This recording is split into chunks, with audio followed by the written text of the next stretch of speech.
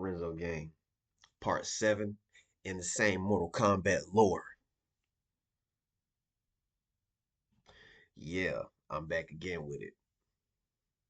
And don't mind the jersey and the hat. I just look good in it, so don't mind me. But Renzo Gang, enough all this talk. We just gonna dive right on into this because this is a long video. And there's a lot of parts that I'm gonna have to do to this. So that being said, Renzo Gang, let's continue where we left off. I hope everyone has had an amazing day today. I really appreciate all of y'all. I appreciate y'all so very, very, very much. I appreciate y'all. Don't forget to hit that like button, share, and subscribe, and hit that post notification bell so you be first to get your videos. That being said, let's dive on into this. Part 7, Insane Mortal Kombat Lord. Let's get it. And while Sub-Zero would have treated Kuai Liang with love and respect, Noob Saibot only sees an enemy to kill. He goes to murder his brother when Serena, of all people, shows up to save the day. See, while she was told to hang back at the Lin Kuei headquarters, she couldn't help but feel honor-bound to protect Kuai Liang as thanks for Bi-Han's mercy. She followed him into the Netherrealm and saved the Grandmaster, turning this handicap match into a tag team. They defeat Noob and Smoke, causing them to run away and lick their wounds. However, being back in the Netherrealm, Serena's body reverts back to its demonic form, which Sub-Zero does not recognize. He attacks her, causing her to run away as well. Kuai Liang lives to fight another day, and now he's obsessed with saving his brother. Meanwhile, you remember how Movado mortally wounded Kabal and stole his hook swords? Well, Havoc, the cleric of chaos, managed to find the guy. He nursed him back to health and then made a suggestion that he should return the Black Dragon to its former glory. And I guess Kabal didn't hate the group as much as he said he did, because he totally agrees to not only resurrect the gang, but to make it much more brutal and vicious than ever before. Wow. He finds 2 new recruits in the form of Kira and Cobra. Kira is a ruthless weapons dealer from Afghanistan, and Cobra is a street fighter from America. In fact, you may look at Cobra and think to yourself, wait a minute, that's just Ken Masters. Yeah. Yeah, no, the developers basically Masters. decided to make Violent Ken a character in their game. What if Ken got off on murdering people in street fights? Well, then you get Cobra. Kabal manages to find Movado and wins in a rematch with the guy, taking back his hook swords. His bio says that he kills him, but of course the character returns for Armageddon, so I don't know what happened there. Armageddon. And now we come to the big twist returns. So the Thunder God Raiden blew himself up in order to destroy Onaga. And while this blast did kill the Deadly Alliance, being a god, his energies eventually reform and return him back to life. However, Raiden comes back a completely different man. Not only is he wearing dark clothing, his eyes are bright red. The guy has turned edgy. He's become sick of these endless wars, sick of people like Shujinko completely fucking everything up for Earthrealm. He now has a strict no-tolerance policy. If you threaten Earthrealm in any way, you will die. If you do not help him protect Earthrealm, you are an enemy. Dark Raiden is here, and he's here to stay. His first act with this new mindset is to resurrect Liu Kang. He brings the champion's corpse to a ceremonial site for necromancers, shackles it to the table, and proceeds to breathe life into the being once more. This does not mean that Liu Kang the person is alive, merely that his body is an undead warrior that will do Raiden's bidding. The Thunder God sends the Shaolin zombie to destroy and eliminate all of Earthrealm's enemies, people who would threaten its very safety. So yeah, in Deception, zombie Liu Kang is a playable character, and it's not exactly the hero we all remember. Right. However, the actual Liu Kang is still around. Since Shang Tsung was destroyed, all of the souls contained within him are free to at last ascend to the heavens. But our noble hero decided to hang back and help his friends defeat Onaga.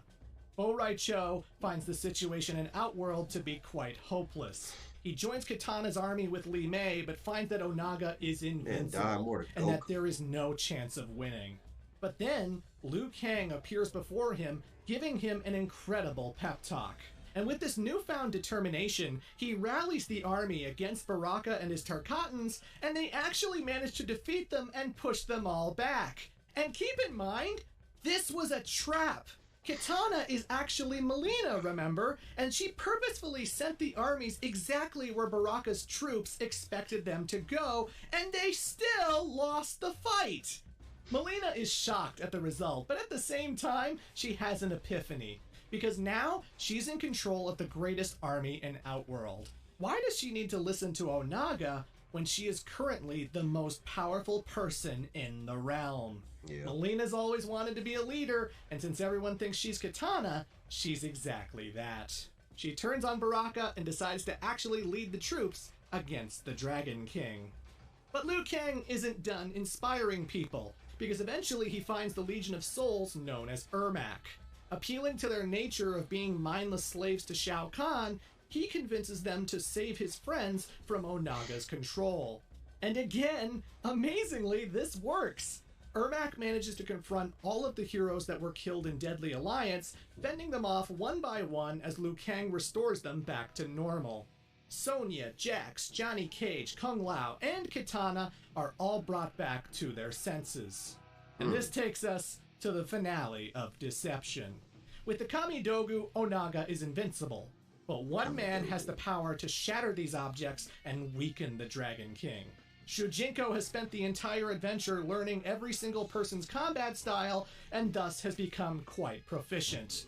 He challenges Onaga and manages to destroy the Kamidogu in the throne room, bringing the Emperor back to normal. Well, it's a good thing destroying these objects didn't completely unmake the universe, huh? Either way, Onaga's deception would be his undoing. Shujinko defeats the Dragon King. Meanwhile, this whole time, Nightwolf has been on a journey to the Netherrealm so that he may strip Onaga's soul from his body and contain it in hell. He unleashes the sins of his Matoka tribe to do so, keeping the villain bonded to a special rune. No longer possessed, Reptile's body returns back to normal as all of our heroes celebrate. So yeah, if you ever wondered how both Reptile and Onaga can coexist in Armageddon, there you go.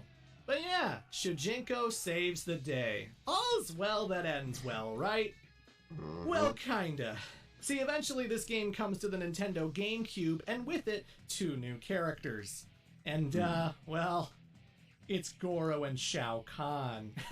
Now, wait a minute, didn't they both die? Well, of course they did, but it turns out that when Shao Kahn was recuperating after his loss in MK3, he created a clone of himself to take his place on the throne. I mean, yeah, I guess because of Melina, we know that cloning exists. It's just kind of goofy that the Deadly Alliance didn't kill the real deal. No, the real Shao Kahn heard about his clone getting murdered and went into hiding. Now, Noob Saibot did defeat Goro, yes, but as he lay dying, he eventually gets found by Shao Kahn, and the Emperor makes him an offer basically saying, look, I'm going to make Outworld great again. You should come back to my side because I will be unstoppable and we're going to take over the whole friggin' realm. What do you say? And Goro, even though he's tired of war, even though he made a promise to Kitana that he was going to be on her side, Goro just decides, yeah, okay, I'm going to join up with you, Shao Kahn. What the hell? Goro, wow. You traitor! So, in order to disguise the fact that Goro was killed, happen? He put his emblem, his clothing, his mark I'm sorry, y'all. This is good. on That's why another I'm kind of quiet. disfigured Shokan, and that's Sometimes why everyone when I thought get quiet, Goro these was are really dead good. because he was I'm wearing interested. Goro's medallion or Goro's special armor or whatever. I don't know. That's why they thought he was dead and why he's not actually dead. Oh, and he doesn't just have Goro back under his control, he also gets Shang Tsung back under his control. Because it turns out, when Shang Tsung chose to serve under the Emperor, he made like a magic blood pact underneath the guy. And so even though he blew up in the palace, Raiden killed Shang Tsung, but his body is bound to Shao Kahn, and as long as Shao Kahn is alive, then Shang Tsung can just come back to life, or his soul will drift to Shao Kahn. I don't know. Look, the thing you need to know about the next game in the series, Armageddon, is that it brings back every single character that's ever existed. And I mean All of them. Every. And the game did not come with biographies for every single character. Supposedly, John Vogel and all the others wrote biographies for everybody, but they didn't have time to implement them into the game itself. And so after the game came out, on a website, they started doling out biographies one after another, until eventually they just decided to stop doing it so that they could focus on the next Mortal Kombat game. And there are a few biographies for Armageddon that are out there in the wild, including Shang Tsung's, which explains why he's back from the dead. But other characters, there's really no explanation given. For example, Motaro is playable in Armageddon, right? But now he is no longer a centaur, he is a minotaur. Why is he a minotaur? I don't know.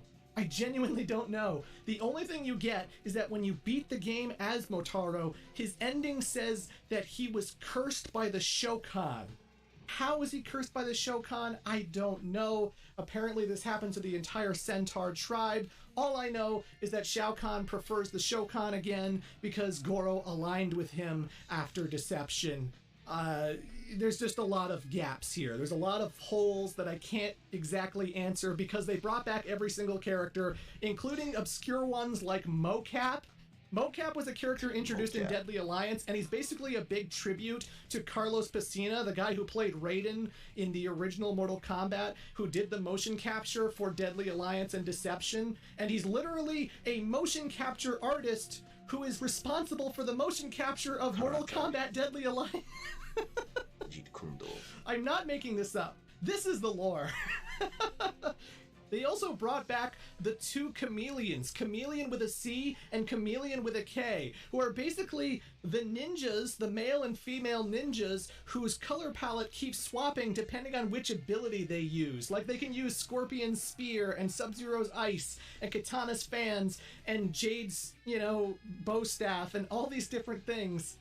And Chameleon with a K is interesting because she's actually a Zaterran. She's a Zaterran just like Reptile. Even in her trilogy ending, she wants to get revenge on Shao Kahn for destroying Zaterra, which is kind of interesting, but also kind of confusing why Reptile and Chameleon have never had a connection. They never meet at any point in the lore, even though if these two got together, maybe they could bring back the Zaterran race, I don't know, that'd be kind of interesting.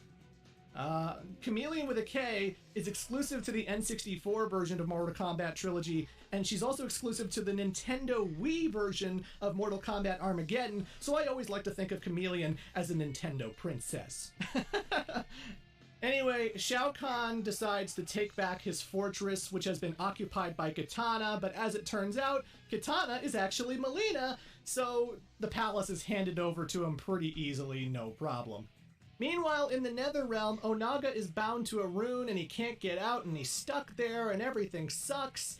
And eventually he gets approached by the fallen elder god Shinnok. Oh yeah, he's not dead. He's just been in hell ever since Mortal Kombat 4.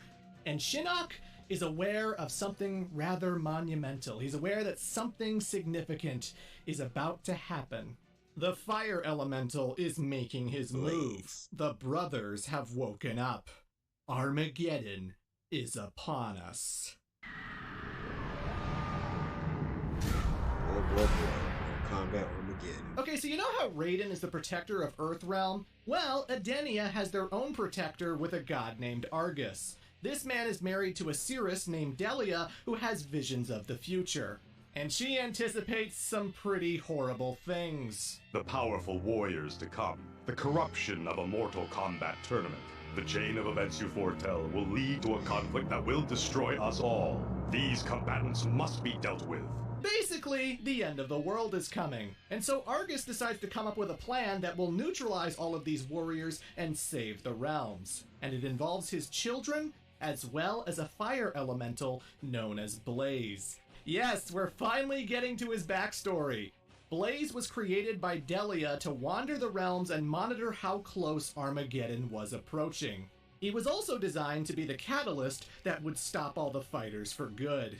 But it cannot do all of this alone, as Argus decides this would be a prime opportunity to test the worthiness of his children. This is where the whole thing gets kinda loopy, as Argus Taven. subdues his two sons, Taven and Dagon, imprisoning them in some Earthrealm caves to sleep forever until Blaze gives the signal to wake them up. And then, they have to go on a quest to retrieve special weapons and armor in order to prove themselves great warriors worthy of stopping the apocalypse. This way, Argus can figure out who is worthy of becoming the next protector of Videnia. What the hell is that? He makes the fate of the universe all about this competition, this game that he's manufactured, when he could easily just, I don't know, use Blaze to stop everybody when the time comes? Jeez, I'm not surprised Shao Kahn conquered this realm.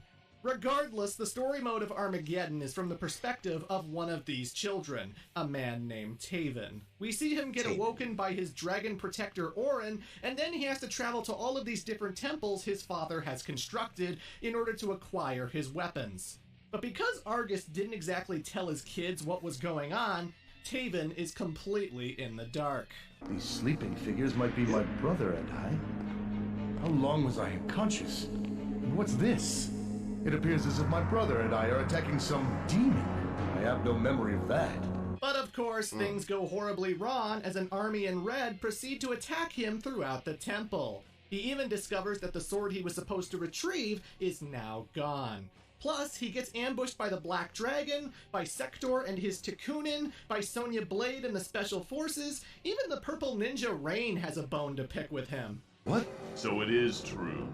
Delia's son has returned to claim the prize and save the realms. It's through Armageddon that we get new insight into Rain's character, as it's revealed that he is a bastard prince. You see, Argus had an affair with an Edenian woman named Amara. And then... Wait a minute. So you telling me that Rain is their half-brother? What? See, I didn't know that. Wow. He abandoned the baby. That child grew up to be Rain, and the kids had a superiority complex ever since. He hates the father that abandoned him, and his half-brothers Taven and Dagon even more. So yeah, Rain is technically a prince. Wait. Wow. The Purple Ninja Rain is a prince. Never knew that. Purple Rain Prince. Oh, Netherrealm, Be you quiet. cheeky bastards. Stop. We also discover that Delia's temple was taken over by the Lin Kuei, as Taven has to go through all of them to acquire his armor. He even frees Frost from her chunk of ice, in case you were wondering how that happened. After finding his mother's armor, Sub-Zero questions him on why he's here. Taven explains his strange quest, as well as the fact that he's been hunted by men in red armor. It's then that Noob Saibot and an army of wraiths attack the temple. Taven defeats both Smoke and Bihan, earning Kuai Liang's trust. Your brother? Why did he try to kill you? He was corrupted long ago, but now I have the chance to save him. The Lin Kuei owe you much, Taven. I will help you find the men who have been hunting you. They are called the Red Dragon, a clan of mysterious warriors. I can't help you get inside their base, but I can reveal its location. So Taven goes to Charred Mountain, where their base resides, and he comes face to face with the organization's leader. Dagon! You look older. I am older. Much older than you, big brother. I formed the Red Dragon clan many ages ago. Why would you send your clan after me? Isn't it obvious? I intend to kill you. What? The prize will be mine, Taven. I will not risk losing it to you. Hearing that the Red Dragon have found Blaze, Dagon runs away, leaving his henchman Movado to kill Taven, which of course he fails at. Taven continues running amok through the base, even freeing Kano from his prison, since the guy's been here ever since Deadly Alliance. Apparently they wanted to turn him into this half-human, half-dragon hybrid monster, because when you have access to mad science, you use it, damn it. Anywho, at the end of the base, Taven finds Karo, Dagon's dragon protector, who he locked up in chains, forcing the creature to teleport his soldiers wherever he pleases. The Red Dragon, explains how everything got all messed up.